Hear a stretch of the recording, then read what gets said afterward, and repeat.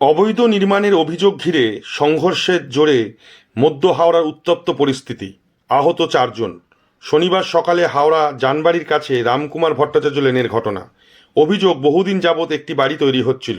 যে বাড়িটি তৈরি হচ্ছিল সেই বাড়ির সীমানায় রয়েছে একটি ইলেকট্রিক সাপ্লাই লাইট পোস্ট। এই পোস্ট ঘিরেই তৈরি হয় বিতর্ক।